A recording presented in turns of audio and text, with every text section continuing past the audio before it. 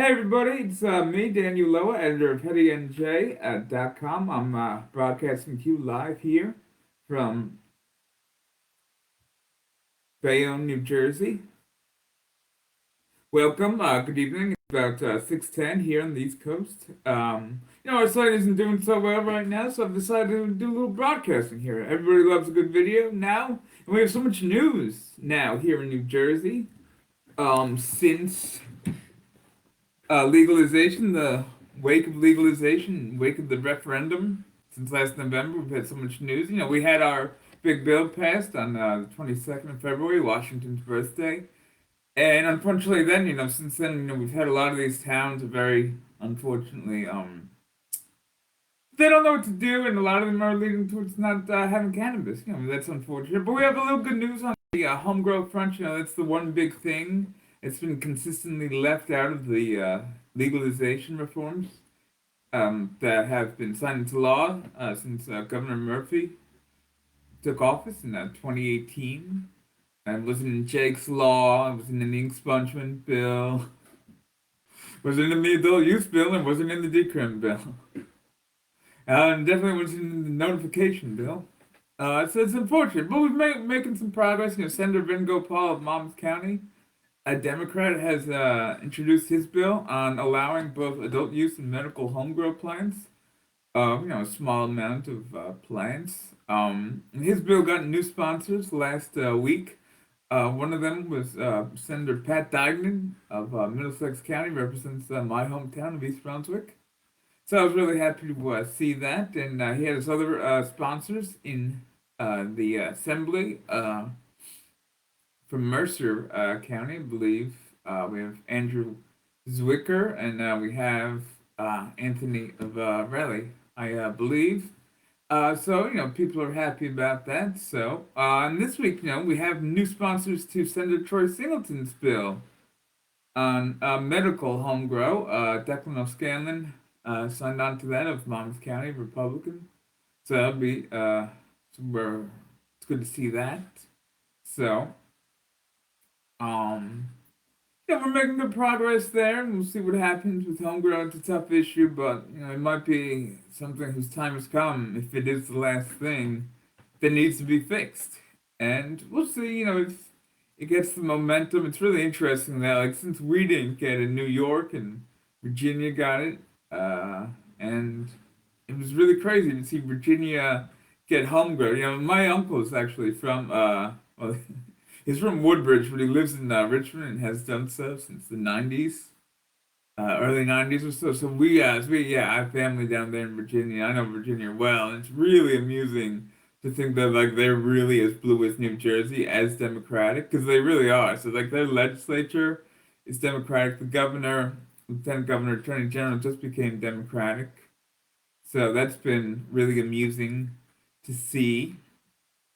That they were able to get, like, cannabis reform done because they were very united, far more than our blue Democrats here in New Jersey under Murphy. Because unfortunately, I just figured this out, like, the other day, that, like, if cannabis had passed in the first 100 days of Murphy's administration, then what would have happened was we would have had adult use sales by the time of the beginning of COVID, which would have been really fun. But that would have been, like, a really, like, abbreviated, like, if it were his number one priority. So we have had, like, a lot of these, like, terrible, unfortunately, like, delays in cannabis that the Heady and J was founded on the idea that this was going to be done. Alrighty, that's why we're all for cannabis. We endorse, like, a just industry here. We're all for small entrepreneurs, small business people. Hispanics chief among them, as I am a Peruvian American. That's the Peruvian flag, the red and white one in the background. That's the Peruvian flag here in my room, or my office here, with my diplomas and pro cannabis signs, as you can see. So yes, we're all for that. I'm on the board of the Latino Action Network. I'm the vice president of communications. Here I am making this video, so there you go. So yeah, we wanted to see these, the social equity applicants, what have you, those people succeed. For a just market, it's really hard to get, like, the market that we really want to see. We really almost want to see like a market from like 1940 where you have like a lot of like small scrappy companies versus like a lot of these like industries like think about it.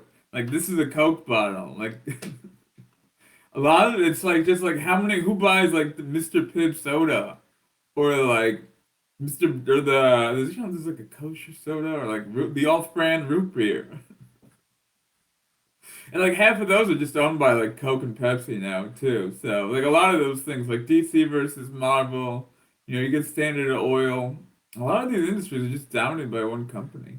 Cannabis will be interesting though. We'll see what happens there.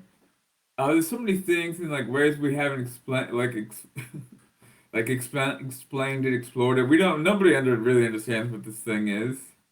Because of federal prohibition, which is quite terrible. That's why I can't even imagine like 10 years in cannabis. But things will be like, what year is it? 2021, 2031. That'll be really interesting. Yeah, if we can really keep this going in the right direction, which I think we can. I think this is an issue whose time's come. The generation that started this in the 60s, the hippie generation, a lot of those are adults now, and a lot of them understand it. And, like the worst thing that happen, you fall asleep, you make a fool of yourself, you eat too much. On the better side, it saves lives. Like that's the thing about cannabis. It really isn't even the vice of like alcohol, tobacco. If you drink a lot, like Don Draper, you smoke a lot, you get cancer, you die. Betty gets cancer in Mad Men and dies at the end of that show. Spoilers, yeah. Spoilers for the show. It's been off the air for 6 years. So, um, but cannabis saves lives. Like, there's so many great stories about that, and like people like CBD bombs. You can't really make a thing like that out of alcohol. I guess they say red wine's a little good for the heart. That sounds or something. But then there's like nitrates or something in the sulfates and the other ones. Isn't that just funny? Oh, and that fashion. But yeah, we have our great homegrown news. People are happy about that. We need to see that continue. The one thing is that you have like a video was made by like a lobbying firm. It's called Princeton Public Affairs Group. They made a video about cannabis and where it is on 420 because they have a cannabis practice, and so one of their lobbyists named Kevin Hagan was just like describing like how things are and like I guess like quoting what's like the prevailing state house wisdom of like urging caution on this. Wait for the CRC to like work out the market first and then think about home grow. Well, a lot of the activists have been like, I've been waiting for this for 10, 20 years. It's a little hard to keep waiting. And because like this really does cost like a lot of money versus just growing it for like a few patients. But we'll see. We'll see what happens. This is my prospects actually. That's why I'm wearing this thing. You can't really see it at this angle. Yeah, you don't want to see it down there. All you're doing, it would be a really different show.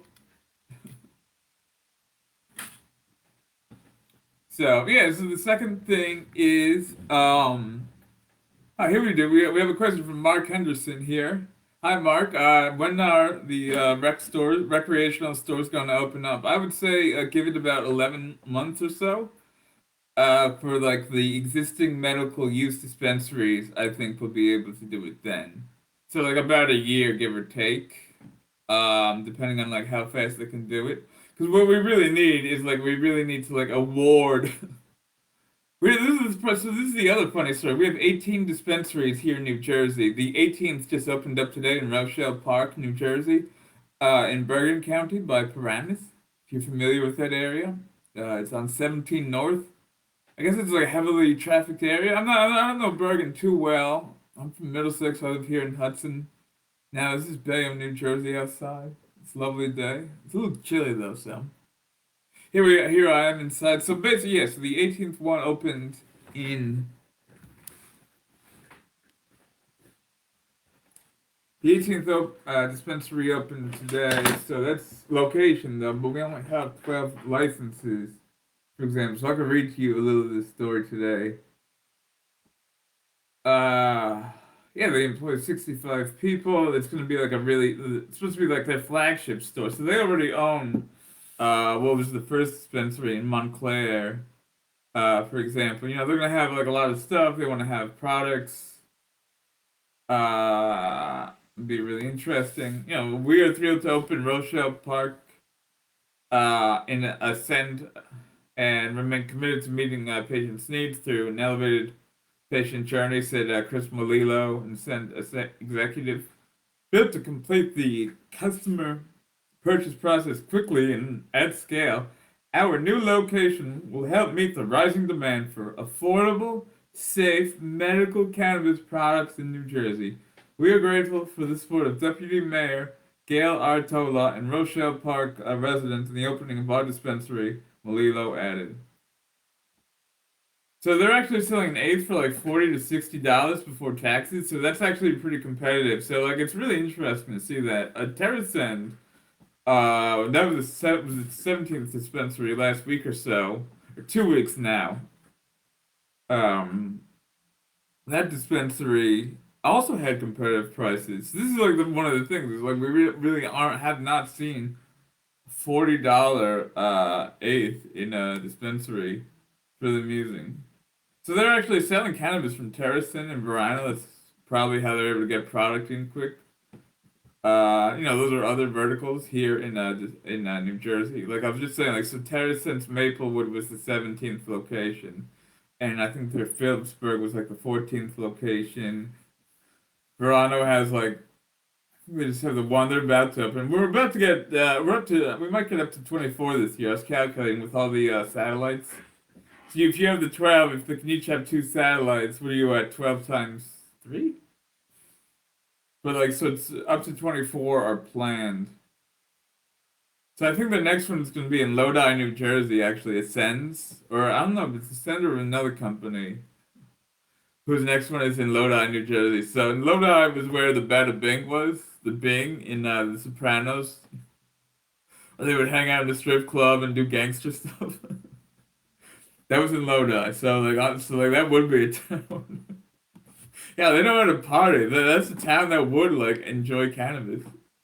So Ascend is actually like socially um conscious a bit. Ascend Wellness partnered with the Last Prisoner Project (LPP), nonprofit dedicated to criminal justice reform, especially related to cannabis. It's part of social equity and corporate responsibility initiative.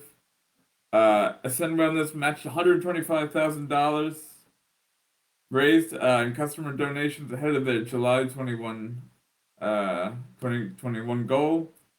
LPP has become good at making large cannabis companies care about social justice in that fashion. Nice.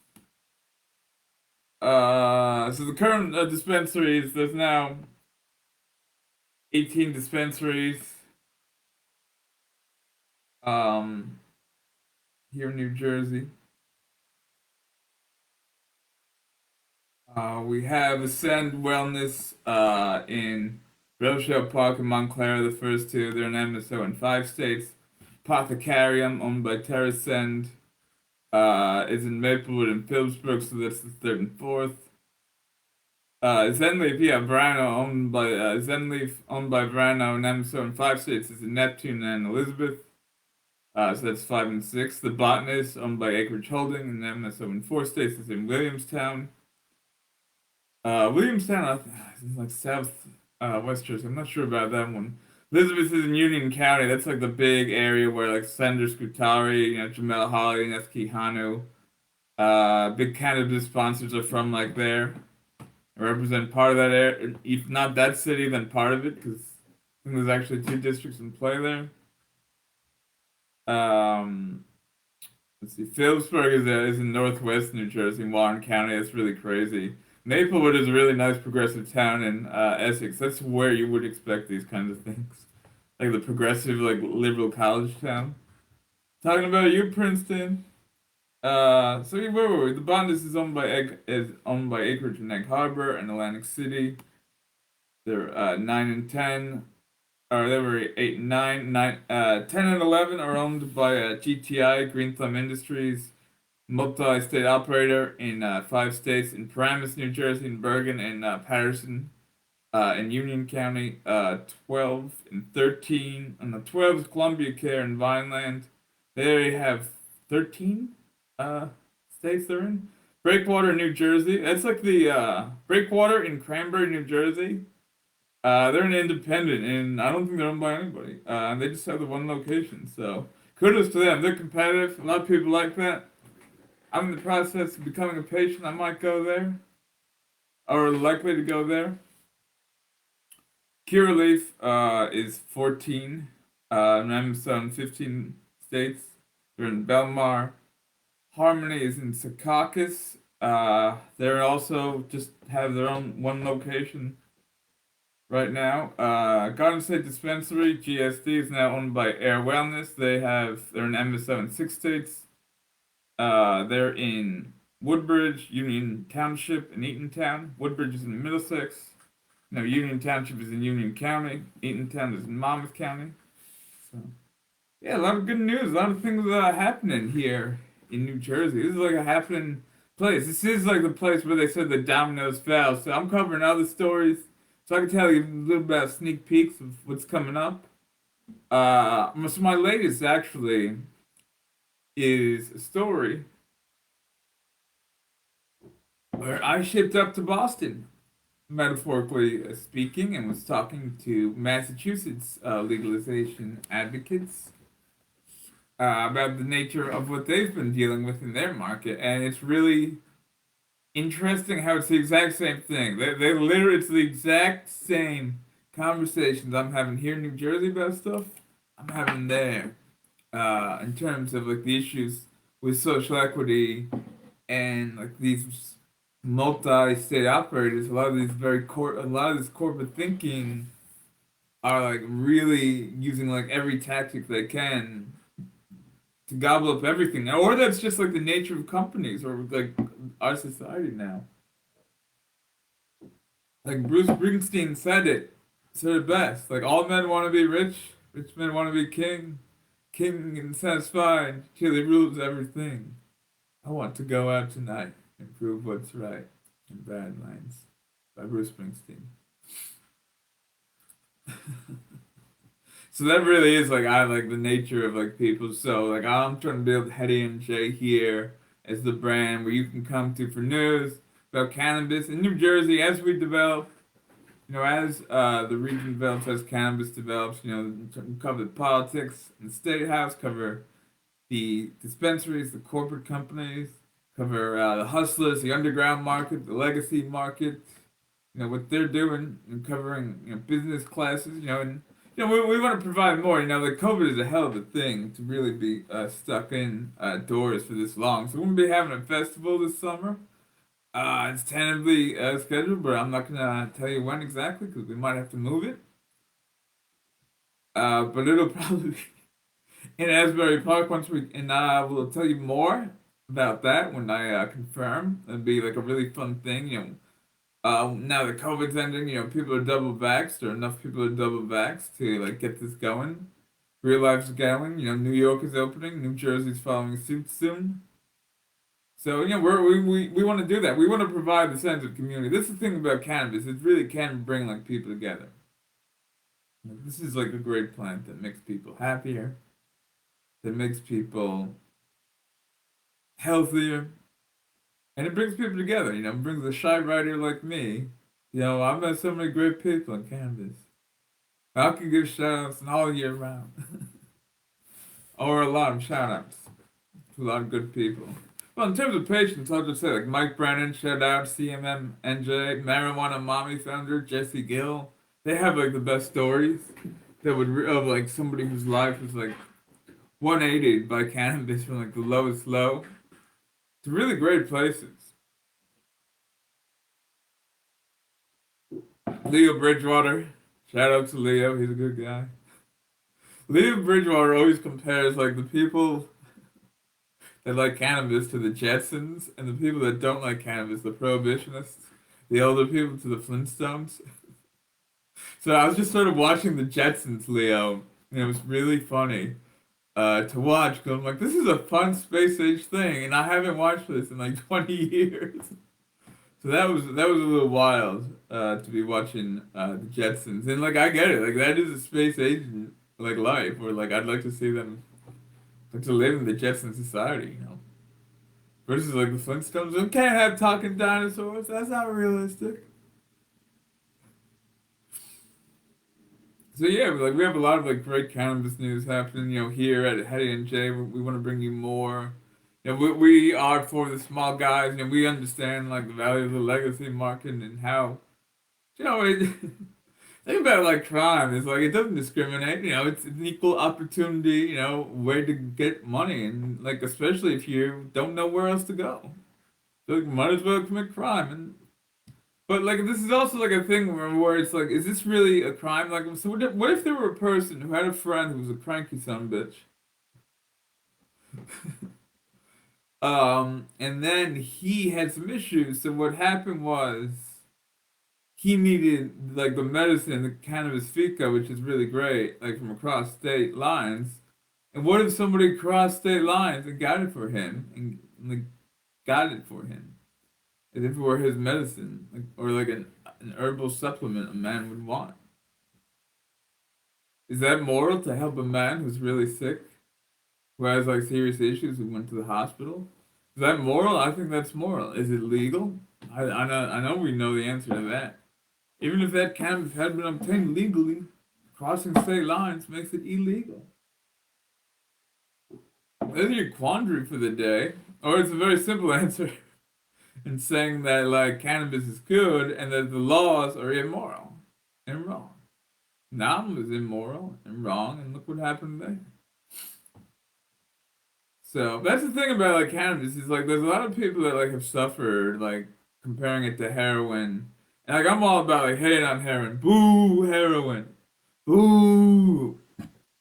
Heroin's terrible for people. Heroin ruins lives. Cocaine, people overdose from cocaine. Nobody overdoses from weed.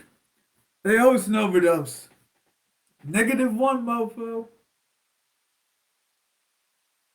So yeah, so this is what we do, and I think it's interesting to see cannabis become mainstream. This really wasn't the way things were here in New Jersey, like back in the day, certainly. So it's really amusing in that fashion. So it's great to see. Hopefully we'll be able to live like in a better, more progressive society in that fashion. So um. Yeah, I'm having more news. Big issue here in New Jersey is really the towns. I've been covering that. There's very few towns that are really like great in coming out and saying yes we're for it. Bayonne, New Jersey is one of them. I moved here. My other job is covering Hudson County, so you should go to hudsoncountyview.com. Cover my stories there. I cover a lot of like local government stories, city council races, board of education. That's my real, or better hustle, more respectable, position. Got me the press pass. So if you see, it says HudsonCountyView.com. It's the same hat.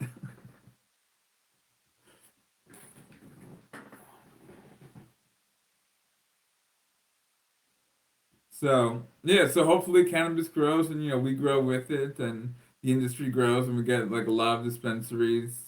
It might be slow going at first. We'll do the best we can. It's good here in New Jersey. We understand the issues, for example, really well in terms of social justice, the need to deal with the wrongs committed during the drug war, to help communities. So like Plainfield, New Jersey understands this really well, and they're all for cannabis.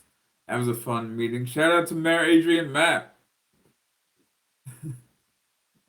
That was a good meeting. So Nutley, they said they're gonna have a temporary ban. Before they didn't say temporary. So like the thing is like nobody knows what to do, and like the New Jersey Cannabis Regulatory Commission, like God bless them for like doing this, and we're making progress like every step of the way, guys.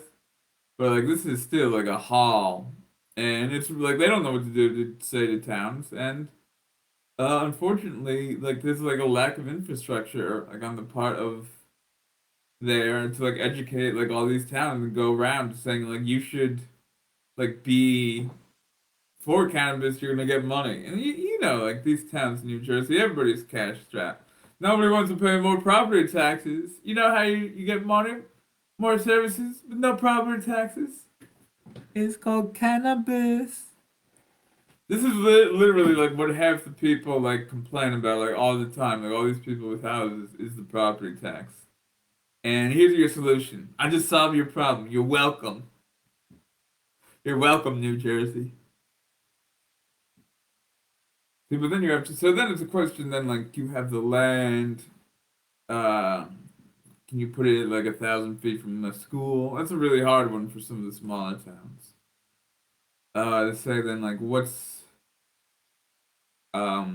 good, but you know what? It makes it good for the spacious suburban towns like in Middlesex County, where you can have like the industrial district, the warehouse district, for example. You can have it there, or like a place where it's like, oh, who goes there? And you can only go there if you drive, or like make it inconvenient for people to get there.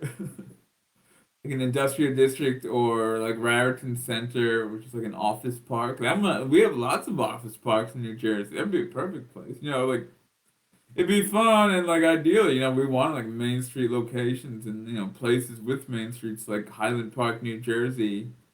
We're most likely to see get a dispensary, but we have Princeton, New Jersey. I've been covering some good people there. We have our cannabis task force chair there, Eve Niedergang. Democrat there. So shout out to Eve. Their cannabis. They want to study the issue. Like they don't know about cannabis. They have a lot of good intentions. They have a lot of good people on their committee, but like it's a sort of like progressive liberal idea of like let's study the issue and put like make a committee of like 27 people.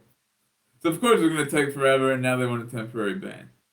But because they want 27 people, now we can get something really great out of it, and it could be really fun to see like can they really change? Like, what do we teach the kids? What do we tell the youth? Like, it's okay. Okay, so like, why is it okay then? Is it, or is it even better than okay if it's a medicine? Like, you can't, like, you really need to change all the dare classes right now, and they were also like saying, oh, maybe we can make it like social business equity. They were talking about that. They have a lot of good people in that committee. It's very thorough. Yeah, so it's really funny. They put a cop on the committee. For instance, they put this police officer, there's a female police officer, and I was like, oh, no, not a cop, boo. Because you gotta figure there's gonna be one of these guys in this committee of like some 20 people is gonna be like the guy I don't like. Because they're gonna be like, yeah, you're not for this, you're not for cannabis, you don't like this. So you figure it's most likely gonna be the cop. And like it's gonna be like a very grizzled, Blue Lives Matter, prohibitionist, like it's gonna lead to heroin cop. But this cop went to a Black Lives Matter protest. Like just a protest, and the police chief was okay with it. So that was really amusing to see in Princeton, for example. And then they had like another person who's like who's like a drug rehab person, but even like they had like a decent comment on cannabis. Like maybe this isn't the worst thing. So like even that guy, I'm willing to give a shot. But like the thing is, like, like I don't want to drag that process. They're not going to be in the front lines. So it's really fun trying to like predict New Jersey cannabis and be like, give people a timeline because that's what people want. When are we going to get this going? We want the stores. I wanted the stores, the adult use stores open already too, and it's really frustrating. So basically, what's going to happen is we're going to have. Right now, we can give it like 2 months, and then like the next big thing we're gonna see is the 2019 ATC applicant medical license lawsuit resolved. So, but like if that's resolved, and then they're just medical license guys, I don't even know if they could be allowed cannabis and like how that would be. If there's gonna be like some like easy mechanism. Because those places, like, how long does it take to get a place got like a store open? You could have construction for a year, 2 years. So that's the thing is like we really have to go like long. This is a long haul and a long scale fight here for Heady NJ and for cannabis in New Jersey, one way or another. So we're gonna have that as the 2019 round, and then I guess we're gonna have like another adult. We're gonna have the first adult use round like earlier or later this year, I think in the fall. I think I did see this timeline. We'll see how good they on these timelines. It's literally been like 15 months now or so since like we should have heard from the 2019 licenses. Cause that lawsuit, like we literally were just like waiting for a lawsuit to be heard, and it was just like in legal limbo, waiting for the courts. And then it was COVID. But COVID ruined a lot of things in that fashion. But so we'll see. All right. So how much? So it'll be really interesting then seeing like the first like adult use round, and even if you had that like you really rushed that process to get them done by let's say New Year's of this year or like spring or like March of next year, you still have to open. Like you have to reward these guys, and then they have to open. So even if you had, so that's why it's going to be like waves, and the first wave is going to be like the most corporate cannabis dominated wave, where we're waiting for like the people who don't have licenses to get licenses. Hell, we're waiting on two companies that already don't have that have two. So that's the worst part. So six companies were awarded licenses in 2018 to operate cannabis. Six of them, so four of them have stores open. And I think, yeah, like I was saying, I think a couple of them are now starting to get their second store open as we're getting on this. Like, yeah, like, so this one I was covering today, the 18th dispensary is the second store of the first round. And even that's so like that store opened like in Phillipsburg, and that was like what, I guess fall to spring. So now, like, they're opening. You could try to open like the two of them at the same time and really get them going, which would be really amazing. We're really get cannabis stores popping up. Be really busy then. That'll be amusing. Conserving the water. So, um, it'd be really interesting to see like how many dispensaries could we really get to? Could we get to like 50? That'll be a big one. 30. That'd be the opposite way. Like 50, 100, 200. People say like New Jersey could be like a big state, like the biggest thing after California as a state in the United States as a market. Especially because like if you even so I was looking at this, so like we triggered the market here in the Northeast. So now New York legalized, and because Cuomo's about to be like ran out of office or like in so much trouble that he resigns or like retires very quickly somehow. So they had a lot of bargaining power, and they got the bill they wanted. Uh, and that was really amusing that they did. So that was like the good bill. So that makes our bill look a little worse. They have like better things with like percentages for like social equity people and like people that should get a license of minorities, micro business, person of color, disabled veteran. So that's a little different. But like we have a lower tax, so people will still likely come from New York to New Jersey if they're the person that doesn't have a guy to go to, a connect or a plug, as I say in the street lingo. So yeah, like a lot of people are gonna be coming to Bayonne. Bayonne could be like Hoboken Jr. on weed. There's a lot of like weird land in Bayonne. That's like post-industrial land where it's like, oh, it must be like a really polluted factory here that they had to like get rid of it, and then like the land's contaminated. So it's this massive process. So especially, and it's really funny because it's right by the water, too.